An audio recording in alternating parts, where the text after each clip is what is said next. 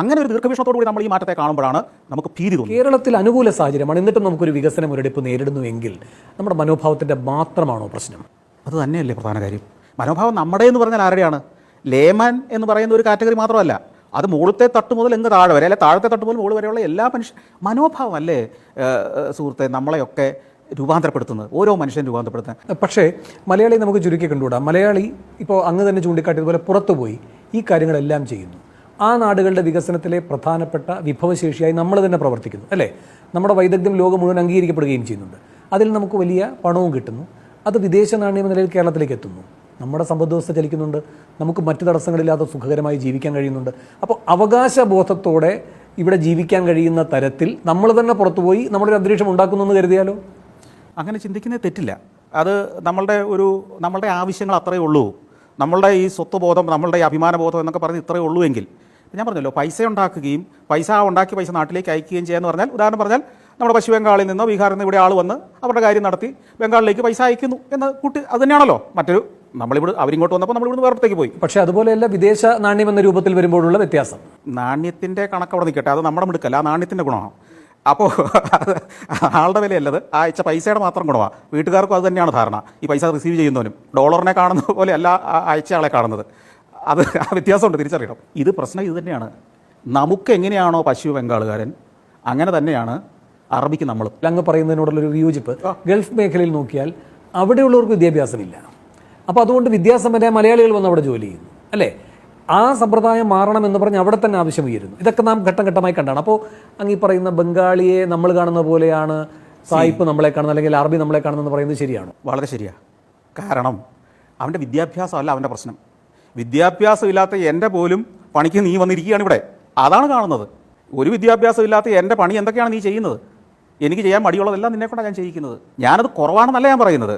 നല്ല ഔന്നത്യങ്ങളിൽ പ്രവർത്തിക്കുന്ന ഒരു 5-6% ആളുകളുണ്ട്. ഇപ്പോൾ തന്നെ നടക്കുന്ന ഒരു വലിയൊരു കുതിപ്പ് എന്ത് മേഖലയിലാണ് ഒന്ന് ആലോചിച്ച് ചോദിക്കുക. ഈ കഴിഞ്ഞ ഈ ഒരു വർഷം അനലൈസ് ചെയ്ത് കേരളത്തിലെ യൂണിവേഴ്സിറ്റികളിലെല്ലാം വലിയൊരു ശതമാനം ഡിഗ്രി സീറ്റുകൾ വേക്കൻ്റായിട്ട് കിടക്കുകയാണ്. അറിഞ്ഞിട്ടുണ്ടാവുമല്ലോ എന്താ സംഭവിച്ചത്?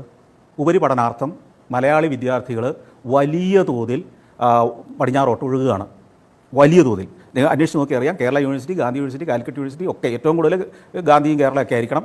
30-40% സീറ്റുകൾ ഒഴിഞ്ഞു കിടക്കുകയാണ് ഡിഗ്രിക്ക്. ഇവരെവിടെ പോകുന്നു? ഇന്ത്യ വിട്ടു പോവുകയാണ്, രാജ്യം വിട്ടു പോവുകയാണ് ഇവരെ. ഈ രാജ്യം വിട്ടു പോകുന്ന കുട്ടികൾ പഠിച്ച് ഗവേഷണം ചെയ്യുകയാണോ? അവിടെ പോയി ഒന്ന് അന്വേഷിക്കണം. ഇവരവിടെ പോയി ഒരു യൂണിവേഴ്സിറ്റിയിൽ ഒരു കോളേജിൽ എൻറോൾ ചെയ്യുന്നു. എൻറോൾ ചെയ്തതിന് ശേഷം അവരവിടെ ഒരു ജോലിക്ക് അപേക്ഷിക്കുന്നു. അവർക്ക് ഇത്ര മണിക്കൂർ ജോലി ചെയ്യാം. ഈ ജോലി ചെയ്യലാണ് ഇവരുടെ ഫോക്കസ്. അതിലൂടെ ഇവിടെ കിട്ടുന്നതിൻ്റെ പല മടങ്ങ് പൈസ ഏതാനും മണിക്കൂറുകൾ ജോലി ചെയ്യുമ്പോൾ കിട്ടുന്നു. ഈ പൈസ എന്ന് പറയുന്നത് അവിടുന്ന് ഇവരെവിടുന്ന് ലോൺ എടുത്തിട്ടാണ് ഈ പോകുന്നതെങ്കിൽ ഈ ലോൺ അടയ്ക്കാനുള്ള പൈസ ഈ കിട്ടുന്നത്. വിദ്യാഭ്യാസം പേരിന് നടക്കുന്നു കുറേ പേർക്ക്. ഇതാണ് അവിടെ യഥാർത്ഥത്തിൽ സംഭവിക്കുന്നത്. ഈ കുടിയേറ്റം എന്ന് പറയുന്നത് ഉണ്ടാക്കുന്ന സാമൂഹ്യ ഇമ്പാക്റ്റിനെ കുറിച്ച് നമ്മൾ ചിന്തിക്കുന്നുണ്ടോ? നമ്മുടെ വിദ്യാലയങ്ങൾ മുതൽ, നമ്മളുടെ തൊഴിൽശാലകൾ മുതൽ, നാളെ നമ്മളുടെ വീടുകളിലേക്ക് വരെ എത്താൻ പോകുന്ന വലിയൊരു ഇമ്പാക്റ്റിനെ കുറിച്ച് നമ്മൾ അസസ് ചെയ്തിട്ടുണ്ടോ? ഇപ്പം ഞാനിത് കണ്ടത്, ഇതിൻ്റെ ഏറ്റവും തീവ്രമായ അനുഭവങ്ങളിലൂടെ ഞാൻ സഞ്ചരിച്ചിട്ടുണ്ട്. അർമേനിയ എന്ന് പറയുന്ന പഴയ സോവിയറ്റ് യൂണിയൻ്റെ പല രാജ്യങ്ങളിലൂടെ സഞ്ചരിക്കുമ്പോൾ സോവിയറ്റ് യൂണിയൻ്റെ തകർച്ചയ്ക്ക് ശേഷം ഉണ്ടായ വലിയൊരു മാറ്റം എന്താണെന്നറിയോ? പാശ്ചാത്യ ഭ്രമം കയറിയ പുതിയ തലമുറ മുഴുവൻ പെട്ടെന്ന് നാടുവിട്ടങ്ങ് പോകാൻ തുടങ്ങി. എങ്ങോട്ട്? പടിഞ്ഞാറൻ യൂറോപ്പിലേക്ക്, അല്ലെ അമേരിക്കയിലേക്ക്, ഏറ്റവും ചുരുങ്ങിയത് കാനഡയിലേക്ക്, ന്യൂസിലൻഡിലേക്കൊക്കെ, കൂടുതലും ഈ പടിഞ്ഞാറോട്ടാണ്. ജോർജിയ, അർമേനിയ, കസാഖിസ്ഥാൻ, തുർക്ക്മെനിസ്ഥാനിൽ നിന്ന് പുറത്ത് വിടില്ല എന്നതുകൊണ്ട് അവിടെ ആളുകൾ അത് കുറച്ചുകൂടെ ഒരു ചൈനയുടെ ഒരു സ്വഭാവത്തിൽ, അല്ലെങ്കിൽ നോർത്ത് കൊറിയയുടെ ഒരു സ്വഭാവത്തിൽ പോകുന്നൊരു സ്ഥലമാണ്. ഇവിടെയൊക്കെ ഇപ്പോൾ നമ്മൾ സഞ്ചരിക്കുമ്പോൾ കാണുന്നതെന്നറിയോ? ഒരു ഗ്രാമത്തിലേക്ക് ചെന്നാൽ 50% വീടുകൾ മേൽക്കൂര തകർന്ന് ഇങ്ങനെ കിടക്കുകയാണ്. ഞാൻ ചോദിച്ചു, ഇതെന്താണ് ഇങ്ങനെ കിടക്കുന്നത്? അപ്പോൾ പറഞ്ഞാൽ ആ വീട്ടിലുള്ളവരൊക്കെ ആദ്യം മക്കൾ പോയി, പിന്നെ മാതാപിതാക്കളെ കൊണ്ടുപോയി, അവർ കുടിയേറിപ്പോയി. അപ്പോൾ ഞാൻ ചോദിച്ചു, ഇത് ആർക്കെങ്കിലും വിറ്റിട്ട് പോയിക്കൂടെ? ഇല്ല, അപ്പുറത്തെ വീട്ടുകാരൻ പോകാൻ റെഡിയായി നിൽക്കുക. ഗ്രാമങ്ങളിൽ 50% വീടുകൾ, ഞാൻ വീഡിയോ ഫുട്ടേജ് വെച്ചിട്ടാണ് ഞാൻ ഈ വർത്തമാനം പറയുന്നത്, തകർന്ന് കിടക്കുകയാണ് വീടുകൾ മുഴുവൻ. ഒരു ഗ്രാമത്തിലെ പകുതി ജനസംഖ്യ ഒഴിഞ്ഞു പോകുമ്പോൾ എന്താണ് സംഭവിക്കുക? എക്കണോമി തകരുമോ? അവരങ്ങോട്ട് പോയി കഴിഞ്ഞാൽ ഇങ്ങോട്ടുള്ള വരവ് പൈസ നിൽക്കുമോ? അച്ഛനെ കൂടെ അങ്ങോട്ട് പോയി കഴിഞ്ഞാൽ പിന്നെ ഇങ്ങോട്ട് പൈസ ആരെങ്കിലും അയക്കുമോ? കുടുംബാംഗങ്ങളുടെ ഭൂരിഭാഗം അങ്ങോട്ടായി കഴിഞ്ഞാൽ ഈ പോയ കുട്ടികളൊന്നും യൂറോപ്പിലോ അമേരിക്കയിലോ പോകുന്ന ഒരു നാട്ടിലേക്ക് പൈസ അടയ്ക്കാൻ പോകുമല്ല. അവനോടെ ചെന്നൊരു കാർ മേടിച്ചാൽ, അവനോടെ ചെന്നൊരു വീട് വാങ്ങിച്ചാൽ അവന് കിട്ടുന്ന പൈസ മുഴുവൻ വേണം അവിടെ ലോൺ തിരിച്ചടയ്ക്കാൻ.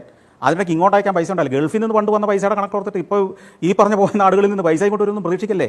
അവർക്ക് അവിടെ സ്വപ്നങ്ങളുണ്ട്, അവിടെ സിറ്റിസൺഷിപ്പാണ് കിട്ടുന്നത്. മറ്റേ ഇങ്ങോട്ട് പൈസ അടച്ചിരുന്നത് ഇവൻ റിട്ടയർ ആകുമ്പോൾ തിരിച്ചിങ്ങ് വരണമെന്നുള്ളതുകൊണ്ടാണ്. അവിടെ അവന് ഈ പറഞ്ഞ എല്ലാ പൗരാവകാശങ്ങളും ഉള്ള സിറ്റിസൺഷിപ്പ് കിട്ടുകയാണ്, അവിടുത്തെ ജീവിതത്തിൻ്റെ ഭാഗമാണ്. അവനൊരു കുട്ടിയും കൂടെ ജനിച്ചാൽ അവൻ ജന്മത്തിന് തിരിച്ചു വരില്ല. ദാറ്റ് മീൻസ് നമ്മുടെ വലിയൊരു ജനസംഖ്യ നഷ്ടപ്പെടുന്നതോടൊപ്പം അവരിങ്ങോട്ട് അയക്കാനിടയുള്ള ഫ്യൂച്ചറിലേക്ക് ആ പൈസയും ഉണ്ടാവാൻ പോകുന്നില്ല. ഇന്നിപ്പോൾ ജീവിക്കേണ്ടവന് സാധ്യതകൾ അന്വേഷിച്ച് നടക്കുന്ന ഒരാൾക്ക് ഈ സാധ്യതകളൊക്കെ പ്രയോജനപ്പെടുത്താൻ നമുക്ക് കുറ്റം പറയാൻ പറ്റുമോ? പക്ഷേ അത് ഫ്യൂച്ചറിസ്റ്റിക് ആയിട്ട് ഫ്യൂച്ചറിലേക്ക് നോക്കുമ്പോൾ അതൊട്ടും ഗുണകരമല്ല. കേരളത്തിൽ നമുക്കൊക്കെ ഉണ്ടാകുന്ന ഒരു പ്രശ്നം എന്താണ്? നാളത്തെ കഴിഞ്ഞത്തേക്ക് അപ്പുറത്തൊക്കെയുള്ള ഒരു വിഷൻ പൊതുവേ ഇല്ലല്ലോ. അതുകൊണ്ടാണല്ലോ നമ്മളൊരു റോഡ് പണിത് കഴിഞ്ഞാൽ, ഒരു ഹൈവേ പണിത് കഴിഞ്ഞാൽ 3-ാം കൊല്ലം അത് 3 വരിയാക്കാൻ നേരത്തെ ആ പണിത പാലം മാറ്റി വേറൊരു പാലം പണിയേണ്ടി വരുന്നത്. ഒരു ഹൈവേക്ക് പോലും 6 വരി ആകേണ്ടി വരുമെന്ന് നമുക്ക് 15 കൊല്ലം ഒരു ചിന്തയുണ്ടായിരുന്നില്ല. അപ്പോൾ ദീർഘവീക്ഷണത്തിൽ നമ്മൾ വലിയ കേമന്മാരാണെന്ന് നമുക്ക് പറഞ്ഞുകൂടാ. അങ്ങനെ ഒരു ദീർഘവീക്ഷണത്തോടു കൂടി നമ്മൾ ഈ മാറ്റത്തെ കാണുമ്പോഴാണ് നമുക്ക് ഭീതി തോന്നുന്നത്. അതില്ലെങ്കിൽ ഭീതിയുടെ ആവശ്യമില്ല.